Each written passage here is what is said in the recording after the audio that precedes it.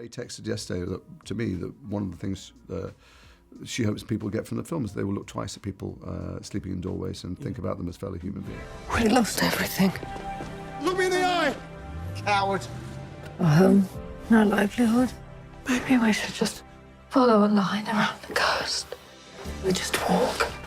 You ready? Can't move my arms and my legs, but apart from that, good to go. You know, both of you have played real-life figures before, but in some cases, you know, very high-profile real-life figures. How different is it when you're playing a couple like Ray and Moth, who are, you know, not these big public figures? They're more, for want of a better word, normal people. It's definitely less stressful, less pressure, and no, but I mean, you want to obviously do, you know, to do right by them and to be respectful of in your impersonation. But at the same time, yes, it's not quite as intense as doing somebody who's in front of the public eye. As much as, say, a Thatcher or a Emily Maitlis or something. So it's less pressure. Well, it's because the public aren't going to go, well, that's not like them. Yeah. You know? But also, we really like them. Yeah. May and Roth. Who's that? Ray and Moth. I told you we're both jet lagged.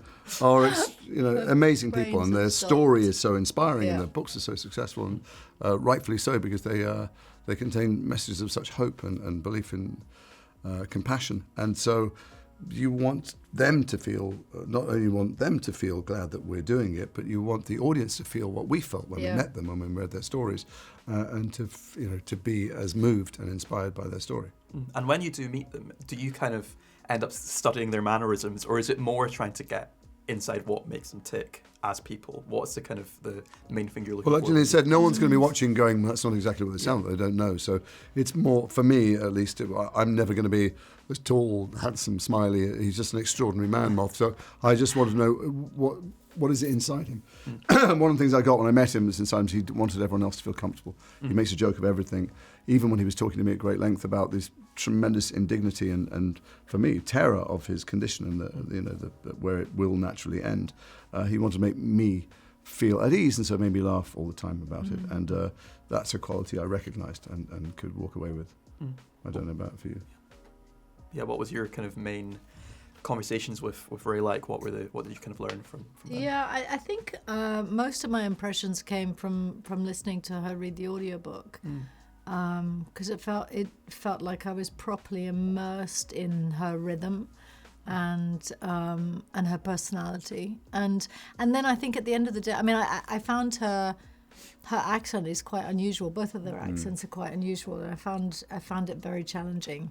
So I think at the end of the day, you kind of choose what feels like it feels organic and isn't forced, and hope that that's, you know, enough of an impression that they can recognise themselves at the end of the day.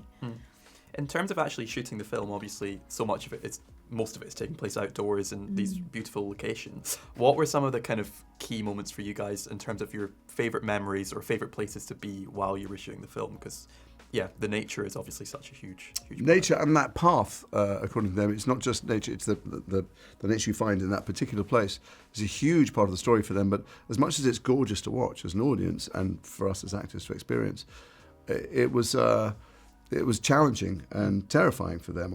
I mean, life was terrifying. Their future was disappearing, but it was cold and they were hungry and they didn't know what was around the corner, and they had to get there. They had to strike the tent every morning before dawn because people would come along and be very aggressive to them. So there was the experience as an actor and the experience as the characters, which is a very different thing with nature.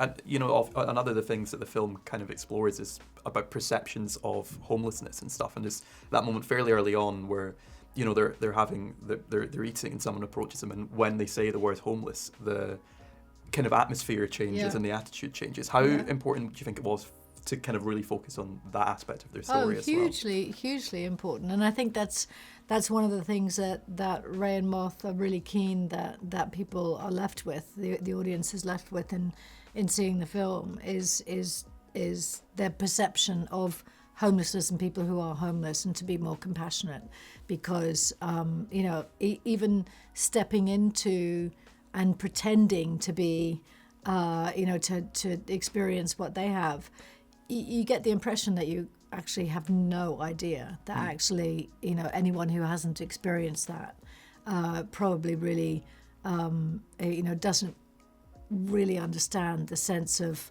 potential hopelessness or and invisibility and how open you are to abuse. I mean, the film's very positive because her book is very positive. Right? It was written as a memoir, as a gift to Moth, but actually in their experience talking to them, there's an indication of it, like you said early on, and there's many acts of kindness in the film, and those things they remember. But they also experienced the other side of that from both authorities and individuals a lot.